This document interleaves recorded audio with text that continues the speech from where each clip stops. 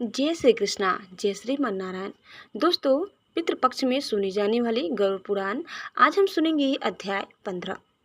दोस्तों, गरुड़ जी ने कहा, धर्मात्मा व्यक्ति स्वर्ग के भोगों को भोगकर पुनः निर्मल कुल में उत्पन्न होता है, इसलिए माता के गर्भ में उसकी उत्पत्ति कैसे होती है, इस विषय में बताइए।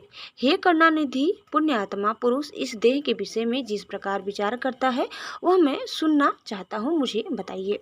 श्री भगवान ने कहा, हे तार्क्ष, तुमने ठीक पूछा है। मैं तुम्हें परम गोपनीय बात बताता हूँ, जिसे जान लेने मात्र से मनुष्य सर्वज्ञ हो जाता है। पहले मैं तुम्हें शरीर के परमार्थिक स्वरूप के विषय में बतलाता हूँ, जो ब्रह्मांड के गुणों से संपन्न है और योगियों के द्वारा करने योग्य है। इस परमार्थिक शरीर में जिस प्रकार योगी लोग चक्र का चिंतन करते हैं, वह सब मुझसे सुनो। पुण्यात्मा जीव पवित्र आचरण करने वाले लक्ष्मी संपन्न गृहस्थों के घर में जैसे उत्पन्न होता है और उसके पिता तथा माता के विधान एवं नियम जिस प्रकार के होते हैं, उनके विषय में तुमसे कहता हूँ। स्त्रियों के ऋतु काल में 4 दिन तक उनका त्याग कर देना चाहिए, अर्थात उनसे दूर रहना चाहिए। उतने समय तक उनका मुख भी नहीं देखना चाहिए, क्योंकि उस समय उनके शरीर में पाप का निवास रहता है। चौथे दिन वस्त्रों सहित स्नान करने के अनंतर वह नारी शुद्ध होती है तथा 1 सप्ताह के बाद पितरों एवं देवताओं की पूजन अर्चन तथा व्रत करने के योग्य होती है। 1 सप्ताह के मध्य में जो गर्भ धारण होता है, उससे मलिन वृत्ति वाली संतान का जन्म होता है। प्रायः ऋतुकाल के 8वें दिन गर्भाधान से पुत्र की उत्पत्ति होती है। ऋतुकाल के अनंतर युग्म रात्रियों में गर्भाधान होने से पुत्र और यगुम अयुग्म यानी विषम रात्रियों में गर्भाधान से कन्या की उत्पत्ति होती है। इसीलिए पूर्व की 7 रात्रियों को छोड़कर युग्म की रात्रियों में ही समागम करना चाहिए। स्त्रियों की रजोधर्म से सामान्यतः 16 रात्रियों तक ऋतुकाल बताया गया है। 14वीं रात्रि को गर्भाधान होने पर गुणवान, भाग्यवान और धार्मिक पुत्र की उत्पत्ति होती है। प्राकृतिक जीवों को गर्भाधान के निमित्त उस रात्रि में गर्भाधान का अवसर प्राप्त नहीं होता है। 5वें दिन स्त्री को मधुर भोजन करना चाहिए। कड़वा, खारा, तीखा तथा उष्ण भोजन से दूर रहना चाहिए। तब स्त्री का वह क्षेत्र औषधि का पात्र हो जाता है और उसमें संस्थापित बीज अमृत की तरह सुरक्षित रहता है। उस औषधि क्षेत्र में बीज पवन यानी गर्भाधान करने वाला स्वामी अच्छे फल को प्राप्त करता है। तांबुल खाकर, पुष्प और श्रीखंड से युक्त होकर तथा पवित्र वस्त्र धारण करके मन में धार्मिक भावों को रखकर पुरुष को सुंदर शैया पर संवास करना चाहिए। गर्भाधान के समय पुरुष की मनोवृत्ति जिस प्रकार की होती है, उसी प्रकार के स्वभाव वाला जीव गर्भ में प्रविष्ट होता है। बीज का स्वरूप धारण करके चैतन्य पुरुष के शुक्र में स्थित रहता है। पुरुष की काम वासना, चित्त वृत्ति तथा शुक्र एवं एकत्व को प्राप्त होते हैं। तब स्त्री के गर्भाशय में पुरुष द्रवित होता है। इससे स्त्री के गर्भाशय में शुक्र और शोणित के संयोग से पिंड की उत्पत्ति होती है। गर्भ में आने वाला सुकृति पुत्र पिता माता को परम आनंद देने वाला होता है और उसके पुंसवन आदि समस्त संस्कार किए जाते हैं। पुण्यात्मा पुरुष ग्रहों के उच्च स्थिति में जन्म प्राप्त करता है। ऐसे पुत्र की उत्पत्ति के समय ब्राह्मण बहुत सारा धन प्राप्त करते हैं। वह पुत्र विद्या और विनय से संपन्न होकर पिता के घर में बढ़ता है और सत्पुरुषों के संसर्ग में सभी शास्त्रों में पांडित्य संपन्न हो जाता है। वह तरुणावस्था में दिव्य अंगना आदि का योग प्राप्त करता है और दानशील तथा धनी होता है। पूर्व में किए हुए तपस्या, तीर्थ सेवन आदि महापुण्यों के फल का उदय होने पर वह नित्य आत्मा और अनात्मा अर्थात परमात्मा और उससे भिन्न पदार्थों के विषय में विचार करने लगता है, जिससे उसे यह बोध होता है कि सांसारिक मनुष्य भ्रमवंश रस्सी के सर्प के आरोप की भांति वस्तु अर्थात सच्चिदानंद ब्रह्मा में अवस्तु अर्थात अज्ञान आदि जगत प्रपंच का अध्यारोप करता है। तब अपवाद अर्थात मिथ्या ज्ञान या भ्रम ज्ञान के निराकरण से रस्सी में सर्प की भ्रांति के निराकरण पूर्वक रस्सी की वास्तविकता के ज्ञान के समान ब्रह्मरूपी सत्य वस्तु में अज्ञान आदि जगत प्रपंच की मिथ्या प्रतीति के दूर हो जाने पर और ब्रह्मरूप सत्य वस्तु का सम्यक ज्ञान हो जाने पर वह उसी सच्चिदानंद ब्रह्मा का चिंतन करने लगता है। सांसारिक पदार्थ रूप असत या अनात्म पदार्थों से अन्वित या संबद्ध होने वाले इस ब्रह्मा के संग रहित शुद्ध स्वरूप के सम्यक बोध के लिए मैं तुम्हें इसके साथ अन्वित या संबंध प्रतीत होने वाली पृथ्वी आदि अनात्म वर्ग के अर्थात पंचभूत आदि के गुणों को बतलाता हूँ। पृथ्वी, जल, अग्नि, वायु तथा आकाश ये 5 स्थूल भूत कहे जाते हैं। यह शरीर इन्हीं 5 भूतों से बनता है, इसलिए 5 भौतिक कहलाता है। हे खगेश्वर, त्वचा, हड्डियां, नाड़ियां, रोम तथा मांस ये 5 भूमि के गुण है। यह मैंने तुम्हें बतलाया है। लार, मूत्र, वीर्य, मज्जा तथा 5वां रक्त, ये 5 जल के गुण कहे गए हैं। अब तेज के गुणों को सुनो। हे तार्क्ष, योगियों के द्वारा सर्वत्र क्षुधा, तृषा, आलस्य, निद्रा और कांति, ये 5 गुण तेज कहे गए हैं। सिकुड़ना, दौड़ना, लांघना, फैलाना तथा चेष्टा करना, ये 5 गुण वायु के कहे गए हैं। घोष, छिद्र, गंभीर, श्रवण और सर्व संश्रय तत्वों को आश्रय प्रदान करना, ये 5 गुण तुम्हें प्रयत्नपूर्वक आकाश के जानने चाहिए। पूर्व जन्म के कर्मों से अधिवासित मन, बुद्धि, अहंकार और चित्त, यहाँ अंतःकरण चतुष्टय कहा जाता है। श्रोत, त्वक, जिह्वा, चक्षु, नासिका, ये ज्ञानेंद्रियां हैं तथा वाक, हाथ, पैर, गुदा और उपस्थ, ये कामेंद्रियां हैं। दिशा, वायु, सूर्य, प्रचेता और अश्विनी कुमार, ये ज्ञानेंद्रियों के तथा बही, इंद्र, विष्णु, मित्र तथा प्रजापति, ये कामेंद्रियों के देवता कहे गए हैं। देह के मध्य में ईड़ा, पिंगला, सुषुम्ना, गांधारी, गज, जिह्वा, पूषा, यशस्विनी, अलम्बुसा, कुहू और शंखिनी, ये 10 प्रधान नाड़ियां स्थित है। प्राण, अपान, समान, उदान तथा प्यान, नाक, कुर्म, कृकल, देवदत्त और धनंजय, ये 10 वायु है। हृदय में प्राणु वायु, गुदा में अपान वायु, अभिमंडल में समान वायु, कंठ देश में उदान वायु और संपूर्ण शरीर में व्यान वायु व्याप्त रहती है। उद्धार नाग वायु हेतु है, जिसके द्वारा उन्मीलन होता है, वह कुर्म वायु कहा जाता है। कृकल नामक वायु यानी भूख को उद्दीप्त करता है। देवदत्त नामक वायु जम्भाई कराता है। सर्वव्यापी धनंजय वायु मृत्यु के पश्चात भी मृत शरीर को नहीं छोड़ता। ग्रास के रूप में खाया गया अन्न सभी प्राणियों के शरीर को पुष्ट करता है।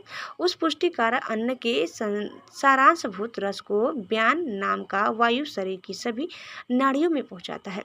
उस वायु के द्वारा भुक्त आहार 2 भागों में विभक्त कर दिया जाता है। गुदा भाग में प्रविष्ट होकर सम्यक रूप से अन्न और जल को पृथक पृथक करके अग्नि के ऊपर, जल और जल के ऊपर अन्न को करके अग्नि के नीचे वह प्राण वायु स्वतः स्थित होकर उस अग्नि को धीरे धीरे धोंकता है। उसके द्वारा धोंके जाने पर अग्नि कीट और रस को पृथक पृथक कर देता है। तब वह व्यान वायु उस रस को संपूर्ण शरीर में पहुंचाता है। शरीर से पृथक किया गया कीट यानी मल शरीर के कर्ण, नासिका आदि 12 चित्रों से बाहर निकलता है।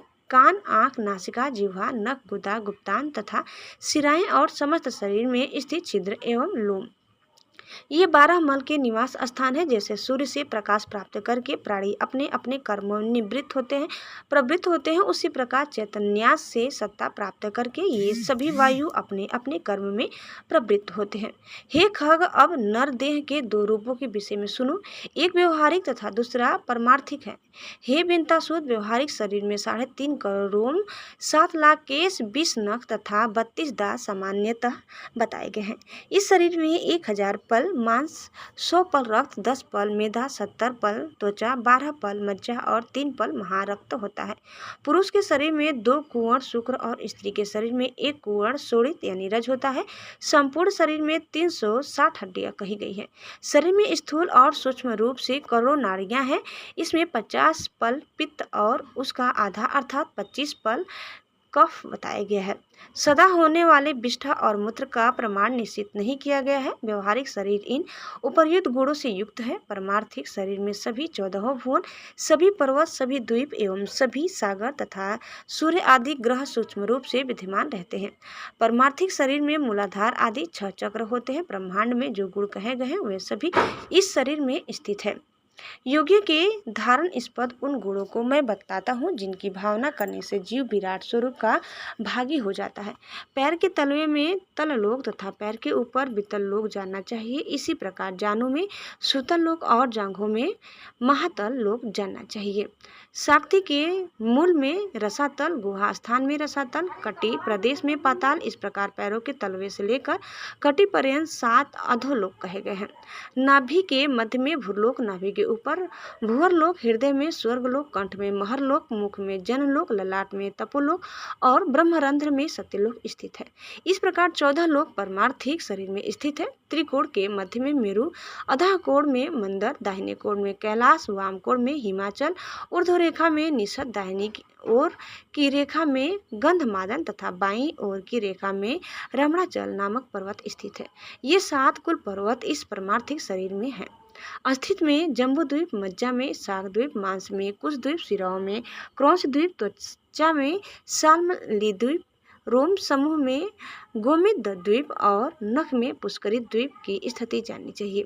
तत्पश्चात सागरों की स्थिति इस प्रकार है। हे बिंतासुर, क्षार समुद्र, मूत्र में क्षीर सागर, दूध में सुरा का सागर, श्लेष यानी कफ में घृत का सागर, मज्जा में रस का सागर, शरीरास्त्र रस में और दधि सागर रक्त में स्थित समझना चाहिए। स्वादुदक सागर को लंबिका स्थान में समझना चाहिए। नाद चक्र में सूर्य, बिंदु चक्र में चंद्रमा, नेत्रों में मंगल और हृदय में बुध को स्थित समझना चाहिए। विष्णु स्थान अर्थात नाभि में स्थित मणिपूरक चक्र में बृहस्पति तथा शुक्र में शुक्र स्थित है। नाभि स्थान नाभि में शनैश्वर स्थित है और मुख में राहु स्थित कहा गया है। वायु स्थान में केतु स्थित है। इस प्रकार समस्त ग्रह मंडल इस परमार्थिक शरीर में विद्यमान है। इस प्रकार अपने इस शरीर में समस्त ब्रह्मांड का चिंतन करना चाहिए। प्रभात काल में सदा पद्यमान में स्थित होकर 60 चक्रों का चिंतन करें और यथोक्त क्रम से अजपा जप करें। अजपा नाम की गायत्री मुनियों को मोक्ष देने वाली है। इसके संकल्प मात्र से मनुष्य सभी पापों से मुक्त हो जाता है। हे तार्क्ष सुनो, मैं तुम्हें अजपा जप का उत्तम क्रम बताता हूँ, जिसको सर्वदा करने से जीव भाव से मुक्त हो जाता है। मूलाधार, स्वाधिष्ठान, मणिपूरक, अनाहत, विशुद्ध तथा आज्ञा, इन्हें 60 चक्र कहा जाता है। इन चक्रों का क्रमशः मूलाधार में लिंग देश में, नाभि में, हृदय में, कंठ में, भौहों के मध्य में तथा ब्रह्मरंध्र में चिंतन करना चाहिए। मूलाधार चक्र चतुर्दलाकार अग्नि के समान और वह से स पर्यंत वर्णों का आश्रय स्थान है। स्वाधिष्ठान चक्र सूर्य के समान तेदीप्यमान, ब से लेकर ल पर्यंत वर्णों का आश्रय स्थान और षड्दलाकार है। मणिपुर चक्र रक्तिम आभा वाला 10 दलाकार और ड़ से लेकर फ पर्यंत वर्णों का आधार है। अनाहत चक्र 12 लाकार स्वर्णिम आभा वाला तथा क से ठ पर्यंत वर्णों का है। विशुद्ध चक्र 16 सदलाकार 16 स्वरों से युक्त कमल और चंद्रमा के समान कांति वाला होता है। आज्ञा चक्र हम सह इन 2 अक्षरों से युक्त द्विदलाकार और रक्तिम वर्ण का है। उसके ऊपर ब्रह्मरंध्र में देदीप्यमान सहस्त्र दल कमला चक्र है, जो कि सदा सत्यमय, आनंदमय, शिवमय, ज्योतिर्मय और शाश्वत है। इन चक्रों में क्रमशः गणेश, ब्रह्मा, विष्णु, शिव, जीवात्मा, गुरु तथा व्यापक परम ब्रह्मा का चिंतन करना चाहिए। अर्थात मूलाधार चक्र में गणेश का, स्वाधिष्ठान चक्र में ब्रह्मा जी का, मणिपूरक चक्र में विष्णु का, अनाहत चक्र में शिव का, विशुद्ध चक्र में जीवात्मा का, आज्ञा चक्र में गुरु का और सहस्त्रसार चक्र में सर्वव्यापी परम ब्रह्मा का चिंतन करना चाहिए। विद्वानों ने एक दिन रात में 21,600 श्वासों की सूक्ष्म गति कही है। हम का उच्चारण करते हुए श्वास बाहर निकलता है और सह की ध्वनि करते हुए अंदर प्रविष्ट होता है। इस प्रकार तात्विक रूप से जीव हंस इस मंत्र से परमात्मा का निरंतर जप करता रहता है। जीव के द्वारा अहोरात्र में किए जाने वाले इस अजपा जप के 600 मंत्र गणेश के लिए, 6000 ब्रह्मा के लिए, 6000 विष्णु के लिए, 6000 शिव के लिए, 1000 जीवात्मा के लिए, 1000 गुरु के लिए और 1000 मंत्र जप चित आत्मा के लिए निवेदित करने चाहिए। श्रेष्ठ संप्रदाय वेत्ता अरुण आदि मुनि इन 60 चक्रों में ब्रह्म मुख के रूप में स्थित गणेश आदि देवताओं का चिंतन करते हैं। शुक्र आदि मुनि भी अपने शिष्यों को इनका उपदेश देते हैं। अतः महापुरुषों की प्रवृत्ति को ध्यान में रखकर विद्वानों को सदा इन चक्रों में देवताओं का ध्यान करना चाहिए। सभी चक्रों में अनन्य भाव से उन देवताओं की मानस पूजा करके गुरु के उपदेश के अनुसार अजपा गायत्री का जप करना चाहिए। इसके बाद ब्रह्मरंध्र में अधोमुख रूप में स्थित सहस्त्र दल कमल में हंस पर विराजमान वर तथा अभय मुद्रा युक्त दोनों हस्त कमलों की स्थिति वाले श्री गुरु का ध्यान करना चाहिए। गुरु चरणों से निकली हुई अमृतमयी धारा से अपने शरीर को प्रलाक्षित होता हुआ साथ चिंतन करें। फिर पंचोपचार से पूजा करके स्तुति पूर्वक प्रणाम करना चाहिए। तदंतर कुंडली का ध्यान करना चाहिए जो 6 चक्रों में 3.5 वलय में स्थित होता है और आरोह तथा अवरोह के रूप में 6 चक्र में संचरण करती है।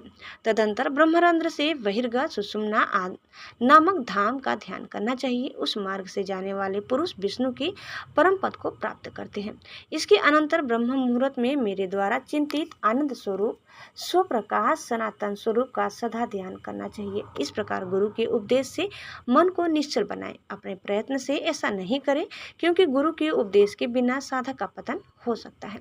इस प्रकार अंतर्याग संपन्न करके बहिर्याग का अनुष्ठान करना चाहिए। स्नान तथा संध्या आदि कर्मों को करके विष्णु और शिव की पूजा करनी चाहिए।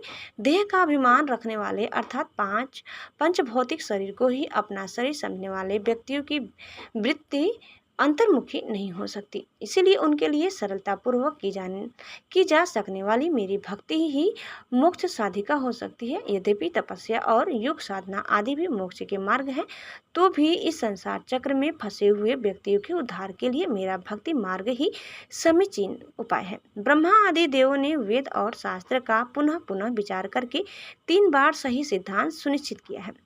यज्ञ आदि सधर्म भी अंतःकरण की शुद्धि के हेतु है और इस शुद्धि के फलस्वरूप मेरी भक्ति प्राप्त होती है, जिसे प्राप्त करके व्यक्ति पुनः जन्म मरण आदि दुखों से पीड़ित नहीं होता है।